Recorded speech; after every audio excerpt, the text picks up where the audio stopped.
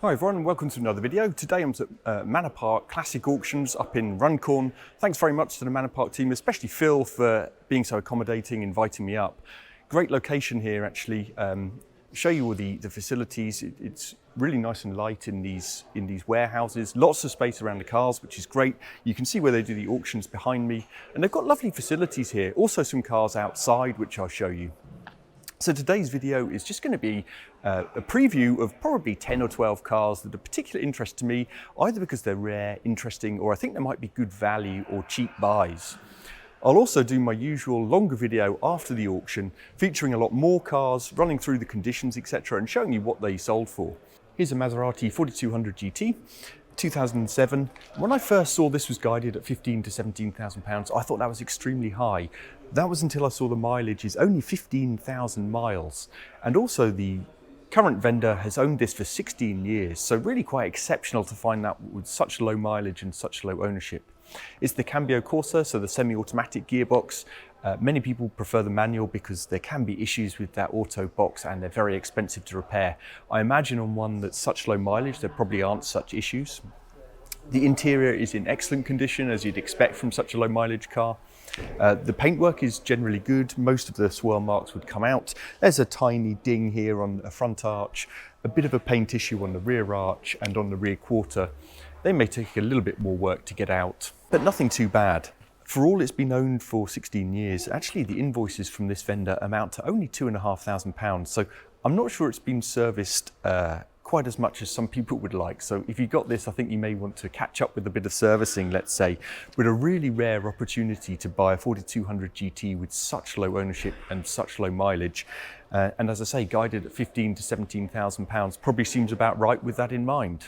The ubiquitous Jaguar E-Type, this is a Series 3 1971 V12. And why am I featuring it? Well, because I think these have become really affordable now. For so long they were out of reach for so many people, so expensive.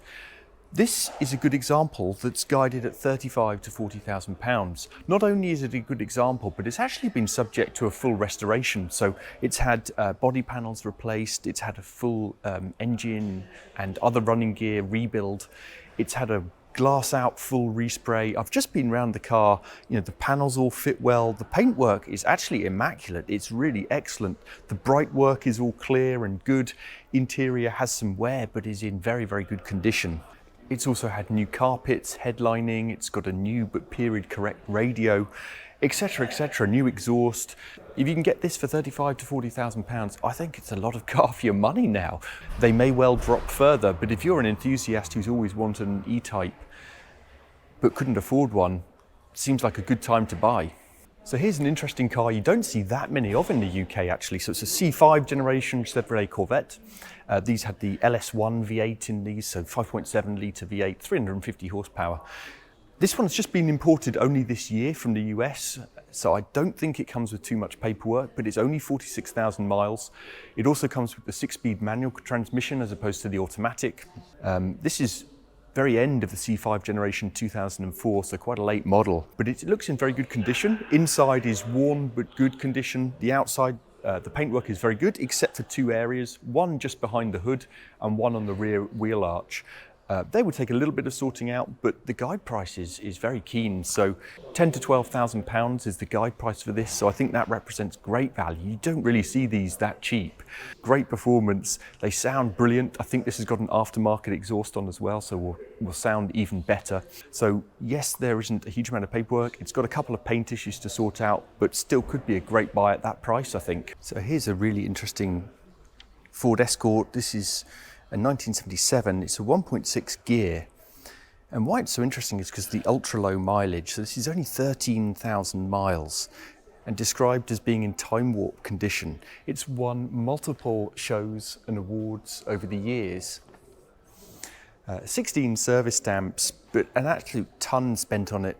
Restored when necessary, using refurbished original parts to keep it as original as possible. And it is in fantastic condition. It really is. As you'd expect from a show winner, I guess.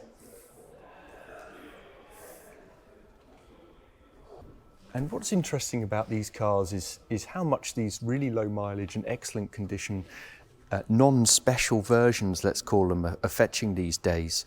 So this definitely isn't a bog standard car. This interior is really beautiful. Being a 1.6 gear, of course, there were a ton of different variations, 1.1s and 1.3s in all trim levels, of course. So being a 1.6 gear, it was fairly high spec at the time. But what we're used to seeing really at auctions is all of the kind of RS2000s, etc., of course. So I think this will sell well. This is the kind of car that seems to be doing quite well, actually, in today's market. And it's guided at £25,000 to £27,000. A lot of money. But a really rare opportunity to buy a car with such low miles and in such amazing condition with its Concours winning history. So I'm standing here between two amazing performance cars. So obviously a TVR CERBERA on my left and a Ferrari F430 on my right. This is a 2009 Ferrari F430. It's got the F1 gearbox, and I'm featuring this because the guide price is £60,000 to £70,000, which seems about right to me with the F1 box. The gated manual, of course, fetches quite a lot more, tens of thousands of pounds more. It's only 27,000 miles, so relatively low mileage. Not so much for Ferrari, I guess, but this is still the naturally aspirated 4.3 V8, of course, 490 horsepower in these. Yeah, I think it's a great entry-level Ferrari now. The 430 is becoming relatively cheap with the F1 box. £60,000 for a fairly modern Ferrari with that kind of performance is getting pretty affordable now. People split opinions on the F1 gearbox. I actually had an Audi R8 V10 with the R-tronic box, which is a similar kind of box in that it's an automated manual.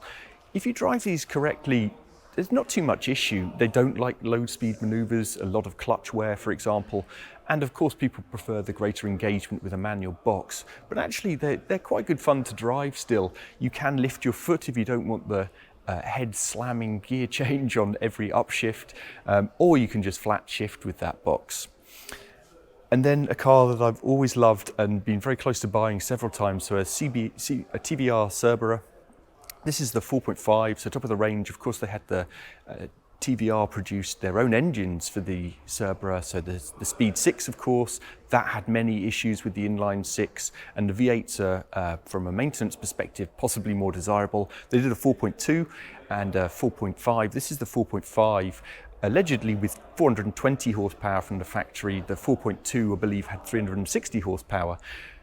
Having said that, the 4.5 is also notoriously badly tuned from the factory and could actually turn out to have less power than the 4.2. I think the 4.5 also had thinner tyre wall, bigger brakes, slightly stiffer and lower suspension, if I'm correct. So quite a few upgrades. They also came with the HydroTrack, which I think is a viscous limited slip diff at the rear, weighing roughly 1.1 tonnes and with 420 horsepower. And no driver aids, of course, just the famously long throttle pedal to modulate your throttle. These are an animal, absolute beast.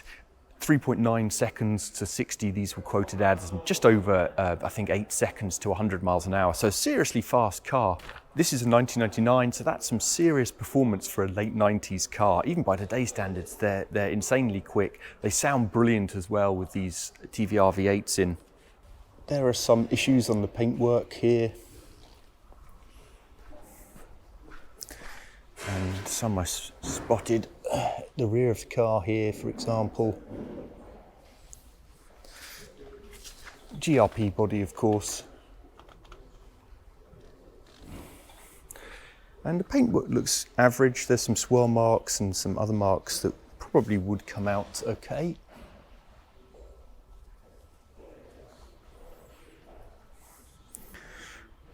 Of course, the door open on these, it's just under the wing mirror there. And the interior is average, definitely worn with some marks on the leather. Would probably clean up. 2+2, but of course tiny, ridiculously small rear seats in these, as with many 2+2 GT cars. And of course really distinctive dash and interior in these TVRs, particularly with these dials on the steering wheel, below the steering wheel, and this kind of central gap in here. It's got some aftermarket carbon trim, Also on the rear, I think there may be a slight issue under here with the way this is stuck on. Looks like some kind of tape there perhaps, so definitely not perfect, but it's hard to find one of these in perfect condition nowadays. So this particular one has done 57,000 miles. The current owner has owned it since 2018, and it's had in that time 16,000 spent on it, all kinds of stuff done. It's had the engine rebuilt, water pump, oil pump rebuild, loads of other stuff. It's also got 18 stamps in the book up to 2018. It had both outriggers replaced in 2017 and 2018. Some additional chassis work done on it when the clutch was replaced and around the engine bay, etc. This is guided at 17 to 19,000 pounds, which seems about right. It's obviously extremely well cared for. Example, loads of servicing, lots spent on it. The big question mark, of course, is just the chassis, which you can't properly inspect at an auction like this. You know, as I say, you really need to take the body off. So I think the price is good. You won't find one in good condition any cheaper than that. So potentially a good buy. I'm still toying with bidding on this myself. If it goes cheap, I may end up taking a risk and getting it. We'll see. So I'm featuring this 996 generation Porsche 911, even though it's probably the most desirable 911 model there is, because it's crazy how cheap these have got. I think just incredible value for money now. So this one has done 108,000 miles. It's a Tiptronic rather than a manual, so the slightly less desirable, I would say, pre-PDK gearbox, of course. It's in really excellent condition. Outside, the paintwork is very good, and there's very little wear inside as well, considering the mileage and age. It's 2003, and it's got a ton of invoices and history with this, serviced only just a couple of months ago, and then 17 further service stamps. So clearly a really well looked after example. And I'm featuring it because the guide price is only £7,000 to £8,000. I mean, to get a 911 for that kind of money, I think is incredible. The flip side, of course, 996 generation, the non-Mesger engines are liable to some issues. We all know about the IMS bearing, of course, and the bore score issues. So you can't really tell, to be honest, without putting a bore scope down these, whether there are issues, unless it's too far gone that it already needs an engine rebuild. So that's why these prices are low. But if you're prepared to take a bit of a gamble on a very well looked after car, a 911 for well under 10 grand potentially seems like a great buy. So interesting car here, because this is an E36 M3, obviously, but it's a 3 litre, so not the Evolution 3.2. I haven't seen a 3 litre for a long time. Almost all of them seem to be the 3.2s. The paintwork's average. Most of it could probably be tidied up, I think. This one's got 164,000 miles on the clock, but it has had a full engine rebuild just in 2021.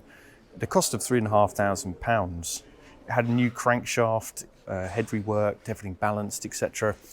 The amazing thing about this is it's had 23 previous owners, which I can't believe. There's some scuffing on the wheels, but nothing bad. There are bits and bobs on this car that aren't perfect though, as you might expect with such a high mileage, high owner, old car. Nothing terrible.